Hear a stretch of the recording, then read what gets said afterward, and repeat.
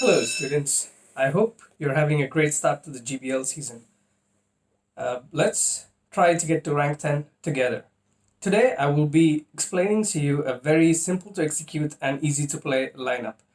This is going to be composed of Shadow Hypno with Fire Punch, Thunder Punch, Registeel with Flash Cannon and Focus Blast, and Swampert with Hydro Cannon and Sludge Wave. I chose Shadow Hypno because it has a potential to change a lot of the two shield matchups, which it is bound to lose. For example, if an Alolan Marowak goes straight Shadow Ball, Hypno wins in two shields. And it also has the potential to throw in a lot of hurt into a Galvantula. That's been very popular in this meta.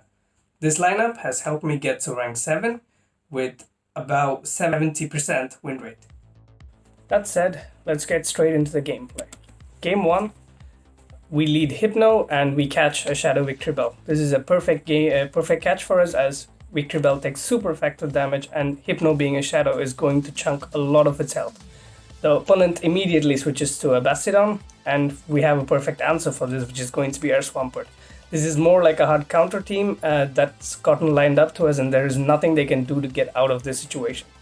The opponent decides to throw a Stone Edge. This won't KO or do a lot of damage to Swampert. We tank it, we throw a Hydro Cannon, and then we will farm it down so that we have a lot of energy to basically, let's say, throw two Hydro Cannons at the Victreebel. So we try to count, so it takes 7 counts to get to a Stone Edge. They did not get to 7 counts, so we have a fully loaded Swampert right now to be able to throw 2 Hydro Cannons, as I told earlier, at the Victreebel. Victreebel is not very tanky, so you would probably expect the opponent to shield both of them, and if they do, it's perfect for you. You now have 2 shield advantage, and you don't even need a shield for beating a Shadow Victreebel with the Hypno. So I let the Swampert get farmed down, then I will swap in Hypno and try to throw a Fire Punch. It connects, he did not swap out, and now we just wait for them to throw their next Pokemon. Their next Pokemon is, from the typing, is going to be a Stunfisk. I'm going to stay in this matchup because, as you know, I have a Registeel at the back and I need to put the Stunfisk into Focus Blast range. So I throw a Fire Punch and I will keep confusioning the Stunfisk down till it throws its energy. We have a 2 shield advantage at this point, and whatever the opponent does, unless we don't shield and try to lock on farm down the Stunfisk, we are definitely going to win this game. At this point, as you can see, the opponent has given up. He stopped attacking and he takes the Focus Blast, and that will be GG. This was Mono. Hope I said his name right. Sorry if I didn't. So we get a Hypno lead onto a Stunfisk. I usually stay in this matchup, mostly because I want them to either throw an Earthquake, and if they don't throw an Earthquake and if they go straight Rock Slide, then Hypno has a much better matchup in this. Fire Punch will hurt a Stunfisk, mostly because it's a Steel type. So they threw a Rock Slide, this is very good for us, and now I'm going to throw my Fire Punch at Stunfisk. So they shield and they immediately swap. This is amazing for us, but I decide to stay to chip a little bit down on the Drifblim. I know this is an Icy Wind, but I'm still going to shield it. And after, I'm going to throw the Thunder Punch, since it was a CMP tie. Oh, I did not shield it. Okay, my Hypno tanked the Icy Wind, so I'm going to throw a Thunder Punch and immediately swap into Registeel. I swapped to Registeel because I know that the Swampert at the back can deal very well with, let's say, Stunfisk. So Registeel probably is going to have a much more difficult matchup with Stunfisk. Registeel against a Drifblim is going to do very well. Nothing the Drifblim throws is going to do a lot of damage to Registeel. I decide to farm up as much as possible, up to 100 energy against the Drifblim before it can throw its second Icy Wind and KO the Drifblim. So now let's say the Stunfisk comes, it's energy dry, if you had noticed earlier, so I throw the Focus Blast. This will do a lot of damage if it's not shielded. So now what I'm thinking is that they did not bring, let's say, an Azumarill or something. They did not bring a counter to Shadow Hypno. They did not switch it in. This is probably because I'm thinking they have an Azumarill at the back. And so my thought process right now is to just let the Registeel go, or if they are going to Rock Slide, tank the Rock Slide and switch to Swampert. Basically giving it 2 shields and they don't have any shields. This means that I'm going to get to a Sludge Wave and a Hydro Cannon if I shield once. So I will get to a Sludge Wave. This is probably going to do 70% or 65% of Azumarill's HP. And once it hits red, this is something to notice and know, is that as soon as Azumarill's HP bar hits red, it's in Hydro Cannon range. So if Azumarill's HP hits red, just throw the Hydro Cannon, don't overdo it with Sludge Wave. As you see, it hits red, but the opponent already knows that he has no chance to come back into this matchup, and he quits. That's the second opponent that quit in 2 games. As you might have noticed, this is a very simple to use lineup. It's very straightforward. You don't have to do any big brain plays. Maybe if your lead is a lot more, if your opponent does some big brain plays and swaps in on you, you should try to counter those. But if they don't, it's a very straightforward lineup. Game 3, we are going to get matched up against Clefable. This is a very good matchup. It's good for Hypno, mostly because of the fact that it's going to chunk down the Clefable since it's Shadow, and we get to our charge moves faster than the Clefable does. So here, what I do is I throw the Fire Punch, and if they don't shield, I can Confusion down before the Clefable will reach a Meteor Mash. So it puts the Clefable in the red, and one more Confusion, and that should be Clefable gone. So whatever comes in now is going to eat a Fire Punch or a Thunder Punch, and it's a Skarmory.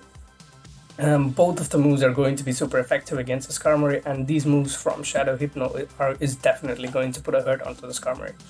So now what I'm going to do is I'm going to try and get to a second Thunder Punch and throw the Fire Punch because I can. They're both not stab moves, and they're going to do a lot of damage to the Skarmory either ways.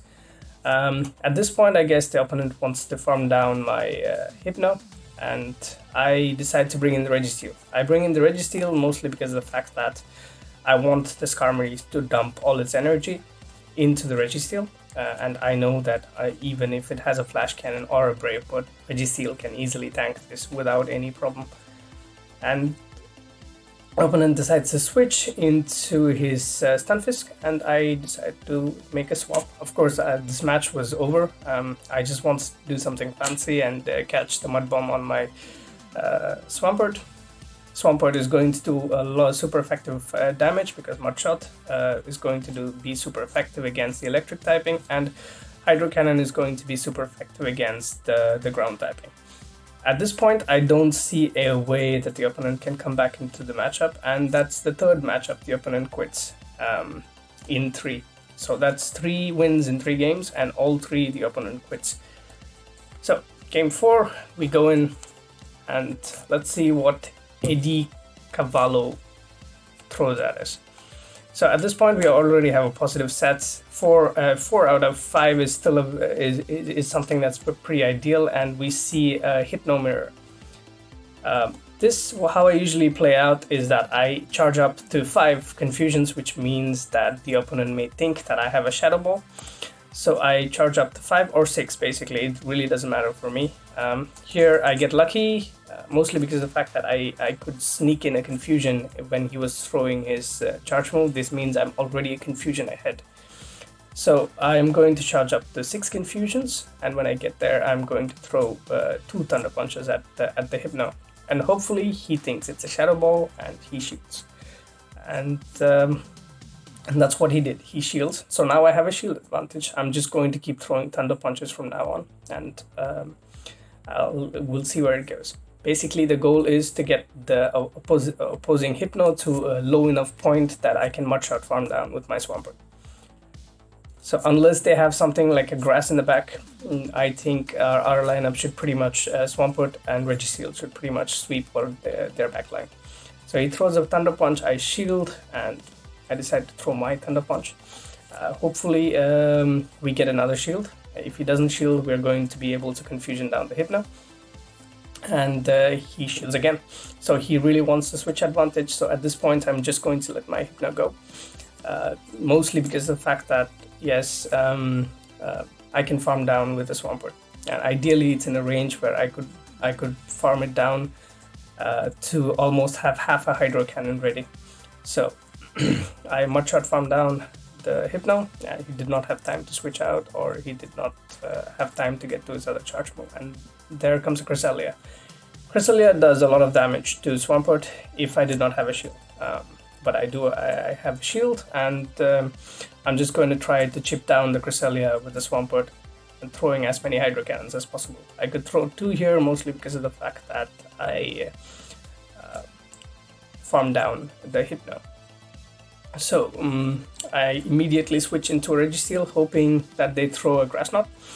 And I think this was a Grass Knot. If it was, it's very good. If it's a Moonblast, let's hope that I do not get a debuff. So it was a Grass Knot. It doesn't do anything to the Registeel, and they throw in an Azumarill. So in this matchup, now that I have a shield advantage, I know that my Swampert can sweep their backline.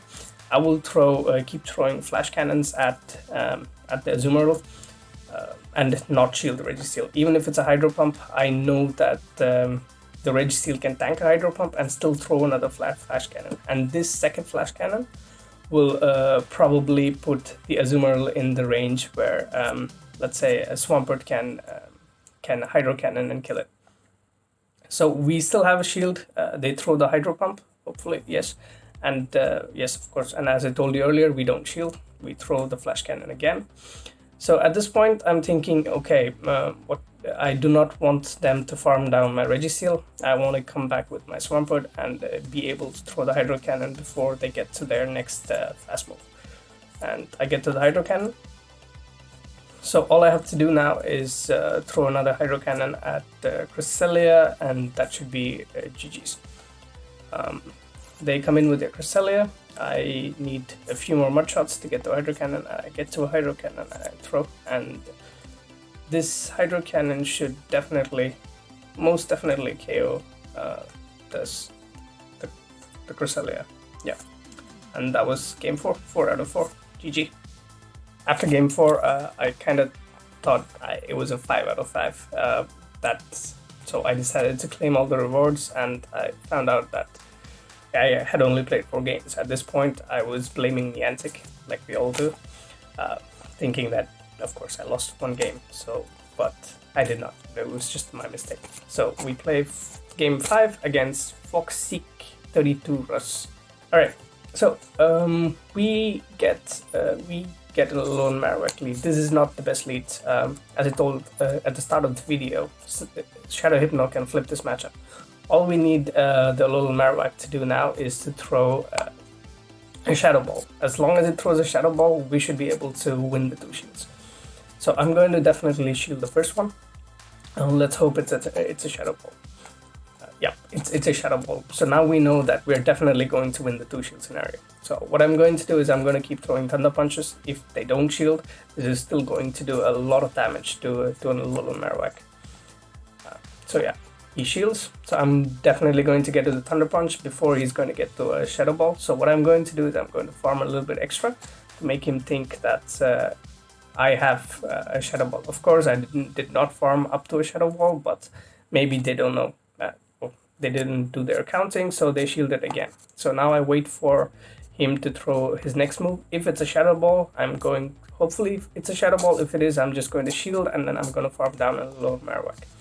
So this puts you in a very good position, basically, that now you can Thunder Punch whatever that comes, Thunder Punch or Fire Punch. They swap in an Azumarill, so it's an easy Thunder Punch for you. So now I stay in this matchup, mostly because I want the Azumarill to throw their energy, so that, let's say, I don't get a Hydro Pump on my Swampert or Registeel. So once they throw their energy, if it's Ice Beam, it's definitely going to kill my Hypno. I swap to my Swampert. So now we try to get to, let's say, the sludge wave as fast as possible, but the Azumarill is going to outpace us.